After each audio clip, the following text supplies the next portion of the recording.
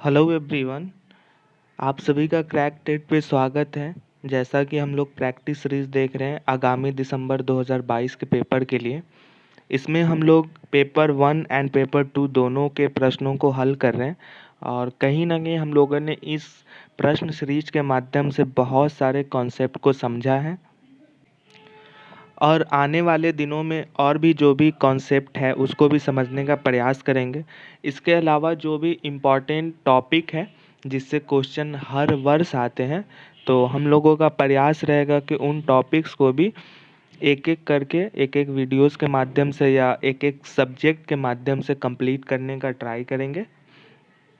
तो चलिए शुरू करते हैं 16वां ये प्रैक्टिस सीरीज का लेक्चर से। इसमें आज हम लोगों ने शामिल किया है सीटेट, रीट, यूपी टेट, जो भी स्टेट के क्वेश्चंस है उसको हम लोगों ने शामिल किया है और जो भी 10 वर्षों का प्रश्न है, जो भी कोई रीट का हो, यूपी टेट हो, सीटेट का, उन सबको करने का हम लोग प्रयास करेंगे। और ये पेडागोगी का प्रश्न है जिसमें सारे ईवीएस, सीटीपी, मैथ, ये तीनों के जो पेडागोगी सेक्शन है उसके प्रश्न इसमें ऐड है। ठीक है, तो पहला प्रश्न है, विकास कभी न समाप्त होने वाली प्रक्रिया है, यह विचार किससे संबंधित है। यानी जो विकास, जो प्रोग्रेस है, जो प्रोसेस है, तो वो जो है वो कभी नहीं होने वाली प्रक्रिया है। ये विचार किससे संबंधित है। पहला, एकीकरण का सिद्धांत। एकीकरण का सिद्धांत का मतलब है कि एक दिशा, यानी वो एक विकास हुआ लेकिन कुछ समय बाद उस विकास का केंद्रीकरण हो जाता है, वो केंद्र यानी वहीं पे रुक जाता है। ठीक है। दूसरा है अंतः क्रिया का सिद्धांत। तीसरा है अंतः संबंध का सिद्धांत और चौथा है निरंतरता का सिद्धांत। तो आपने पढ़ा होगा कि विकास जो है वो निरंतर चलने वाली एक प्रक्रिया है जो उम्र के साथ साथ वो अलग अलग फेज में ये प्रक्रिया चलती रहती है। तो पहला का उत्तर हो जाएगा डी। दूसरा है बच्चों के बौद्धिक विकास की 4 विशिष्ट अवस्थाओं की पहचान की गई है। तो ये जो अवस्थाएं, जो 4 जो दिया है, ये किसने दिया है प्रश्न में पूछ रहा है। स्किनर द्वारा, पियाजे द्वारा, कोलबर्ग द्वारा, एरिक्सन द्वारा। तो बच्चों के बौद्धिक विकास के जो 4 विशिष्ट अवस्था का सिद्धांत जो दिया है वो पियाजे ने दिया है। तो इसका उत्तर हो जाएगा बी। तीसरा है सीखने के अंतः दृष्टि सिद्धांत को किसने बढ़ावा दिया है। तो ये प्रश्न सीटेट 2011 में भले ही पूछा है, बट ये हमारे सिलेबस में नहीं है। गेस्टाल्ट सिद्धांतवादी इसका उत्तर होगा। बट ये सीखने के अंतः दृष्टि सिद्धांत जो है ये हमारे सिलेबस के नहीं है, फिर भी हम लोगों ने देखा, हो सकता है कहीं प्रश्न पूछ ले। तो ये प्रश्न पूछा जा चुका है, तो इसका उत्तर होगा सी। चौथा प्रश्न है, वह कौन सा स्थान है जहां बच्चे के संज्ञानात्मक विकास को बेहतर तरीके से परिभाषित किया जा सकता है। यानी कॉग्निटिव डेवलपमेंट जो है बच्चे के सबसे ज़्यादा कहाँ विकास होता है।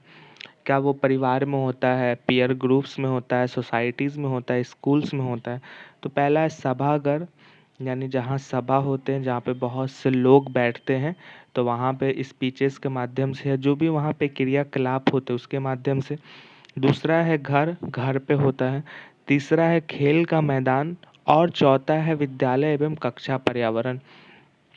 तो हम लोग जहाँ तक जानते हैं कि संज्ञानात्मक जो डेवलपमेंट है वो सबसे ज़्यादा अगर कहीं होगा तो वो होगा विद्यालय एवं कक्षावरण के जो पर्यावरण है, वहाँ पे जो वो चीज़ें सीखेगा, जो उसके संज्ञान में आएगा, वो डेवलपमेंट कहीं ना कहीं उसके दैनिक जीवन में बहुत ही ज़्यादा काम करते हैं और आने वाले दिनों में भी उस पर बहुत अत्यधिक प्रभाव रखता है। ठीक है, तो 4 का हो जाएगा डी। पांचवा प्रश्न है, वह अवस्था जब बच्चा तार्किक रूप से वस्तुओं व घटनाओं के विषय में चिंतन प्रारंभ करता है। यानी अब उसे तर्क, यानी तर्क के माध्यम से वो चीज़ें करने की स्थिति में है। ठीक है, पहला है पूर्व संक्रियात्मक अवस्था, दूसरा है मूर्त संक्रियात्मक अवस्था, तीसरा है संवेदी प्रेरक अवस्था, चौथा है औपचारिक संक्रियात्मक अवस्था। तो देखो, पूर्व संक्रियात्मक अवस्था में बच्चा तार्किक रूप से कोई चीज़ चिंतन प्रारंभ करता है। अभी वो सिर्फ सोचेगा, उसको वो अपना क्रिया में नहीं लाएगा, अपने एक्शन में वो नहीं लाएगा। अभी प्रश्न पूछ रहा है कि प्रारंभ करता है। अगर वो पूछता है कि चिंतन वो कर रहा है, तो वो हो जाता है कि मूर्त संक्रियात्मक अवस्था, यानी अब उसे उतना परिपक्व हो चुका है कि अब वो कोई चीज़ें चिंतन कर रहा है और उस पे वो कोई चीज़ें दूसरों को बता रहा है। ठीक है, तो इसमें पूछ रहा है प्रारंभ करता है, तो वो हो जाएगा पूर्व संक्रियात्मक अवस्था।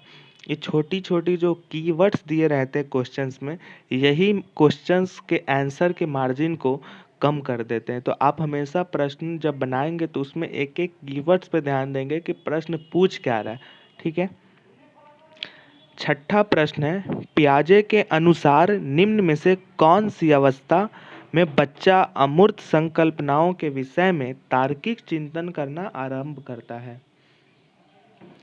अभी हमने पढ़ा कि ये जो तार्किक चिंतन करना आरंभ करता है, पहला है संवेदी प्रेरक, जन्म से 2 वर्ष तक।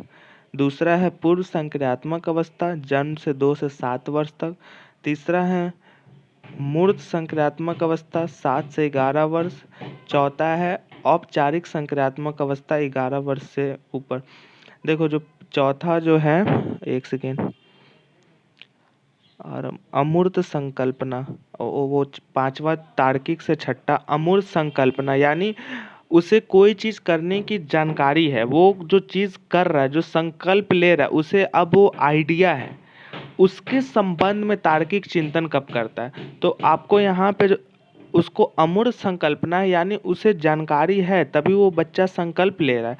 तो ये कब होगा, जब उसके अंदर में विकास होगा, जब वो डेवलप होगा, वो एक प्रारंभिक अवस्था से ऊपर उठ चुका होगा, जहाँ पे वो किसी विषय पे निर्णय लेने की स्थिति में हो सकता है।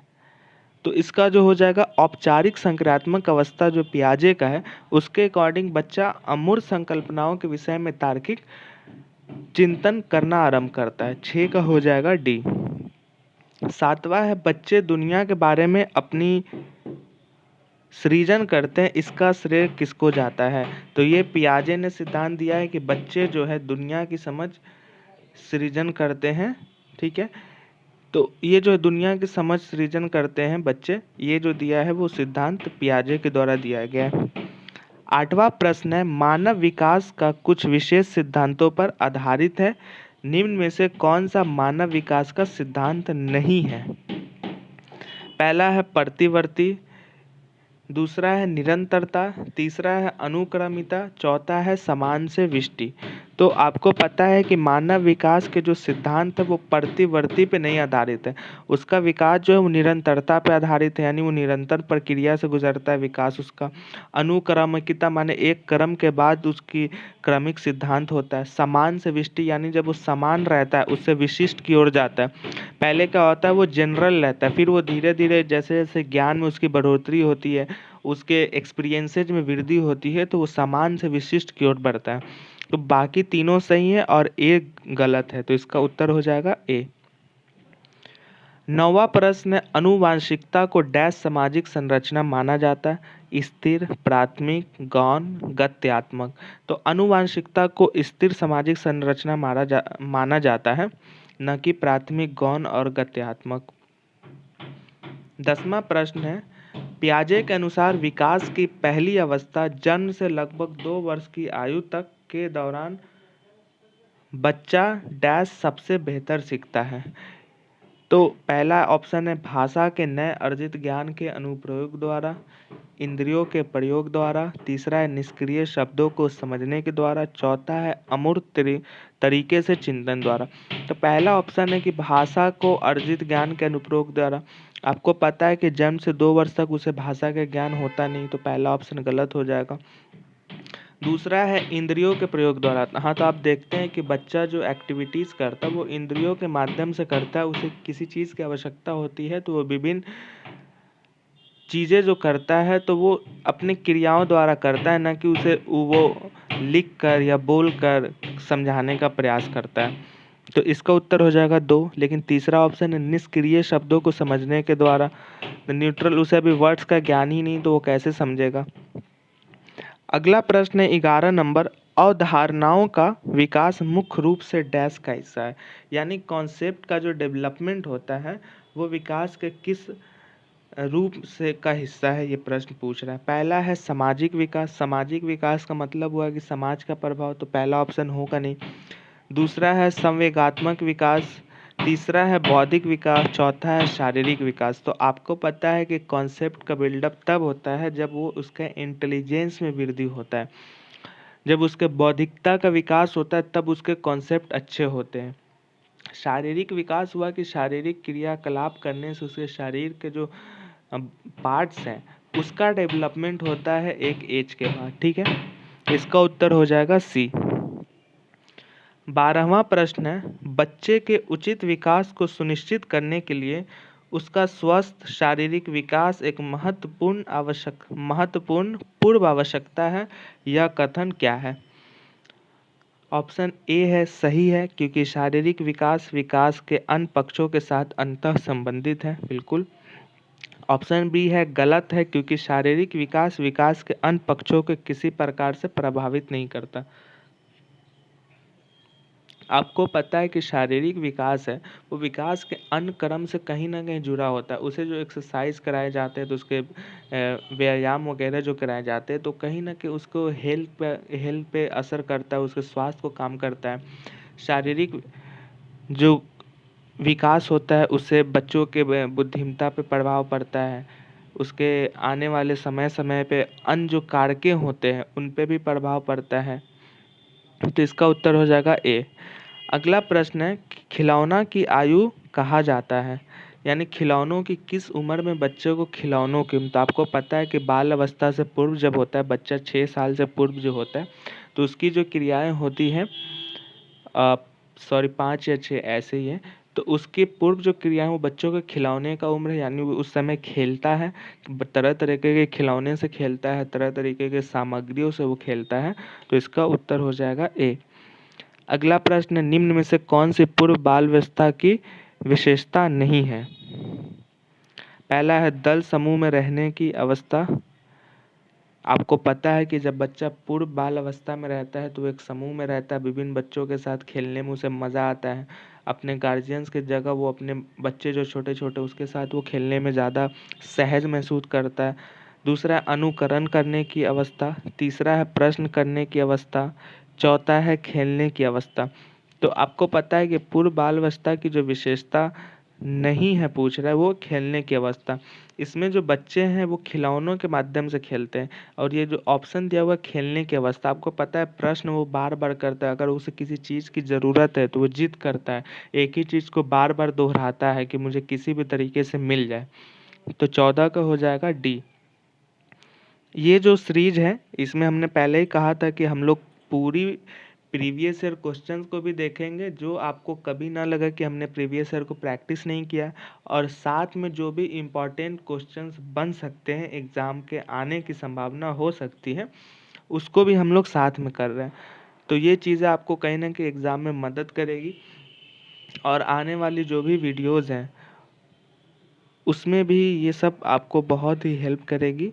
तो ठीक है, अगले वीडियो में फिर हम लोग मिलते हैं, तब तक के लिए धन्यवाद।